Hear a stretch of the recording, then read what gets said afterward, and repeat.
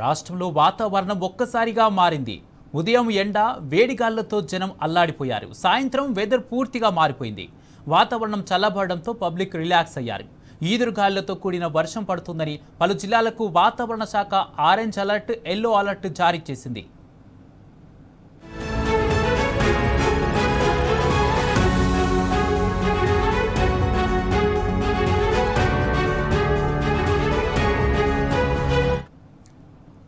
ఆదిలాబాద్, కొమరంభీం, ఆసిఫాబాద్, మంచిర్యాల, నిర్మల్, నిజామాబాద్, జగిత్యాల, రాజన్న సిరిసిల్ల, కరీంనగర్, పెద్దపల్లి, నల్గొండ, సూర్యాపేట, మహబూబాబాద్, వరంగల్, హనుమకొండ జిల్లాలకు హైదరాబాద్ వాతావరణ శాఖ ఆరెంజ్ అలర్ట్ జారీ చేసింది.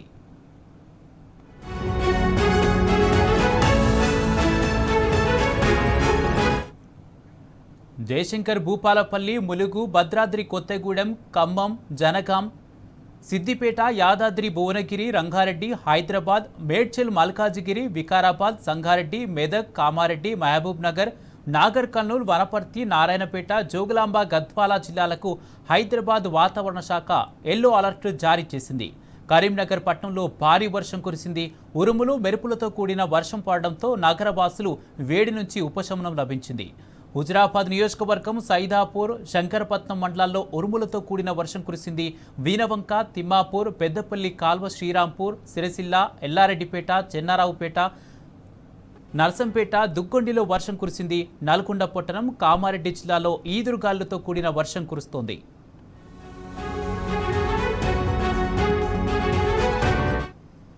ఇదే అంశానికి సంబంధించి పూర్తి అప్డేట్స్ మా ప్రతినిధి అరవింద్ అందిస్తారు. అరవింద్, వర్షానికి సంబంధించిన పూర్తి అప్డేట్స్ ఏంటి?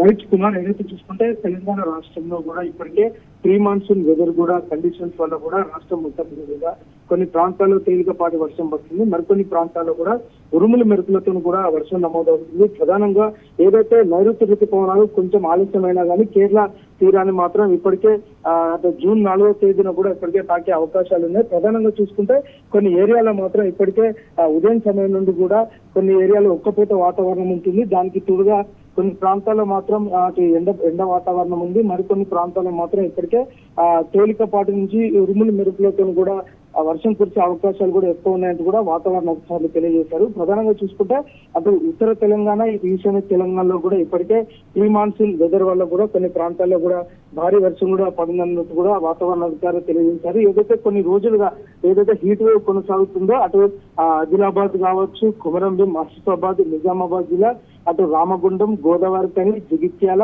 ఇటు భూపాలపల్లి, ఏదైతే ఖమ్మం, కొత్తగూడెం, పాల్వంచ ఈ ప్లేస్ లో ఎక్కువ సింగరేణి ఏరియాలు ఉంటాయి కాబట్టి ఇక్కడ కూడా హీట్ వేవ్ కొనసాగింది. దానితో కూడా గత నెల రోజుల నుండి కూడా హీట్ వేవ్ ఎక్కువగా కొనసాగింది. ఏదైతే ఈ వర్షం వల్ల కూడా అంటే ప్రీ మాన్సూన్ కండిషన్స్ కూడా ఒకేసారిగా వాతావరణం చల్లబడింది. కొంచెం ప్రజలకు కొంచెం ఉపశమనం కలిగించే అవకాశాలు కూడా ఎక్కువ ఉన్నాయని కూడా వాతావరణ అధికారులు తెలియజేశారు. ఏదైతే నైరుతి ఋతుపవనాలు తెలంగాణ రాష్ట్రానికి దాదాపుగా జూన్ 12 నుంచి జూన్ 15 లోపు ఏదో ఒక రోజు కూడా నైరుతి ఋతుపవనాలు వచ్చే అవకాశాలు కూడా ఉన్నాయంటూ కూడా వాతావరణ అధికారులు తెలియజేశారు.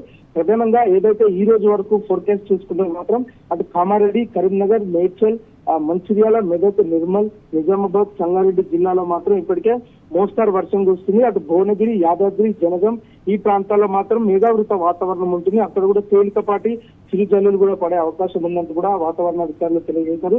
అటు ఎల్లో అలర్ట్ కూడా కొన్ని జిల్లాలకు ఇప్పటికే వాతావరణ శాఖ అధికారులు జారీ చేశారు.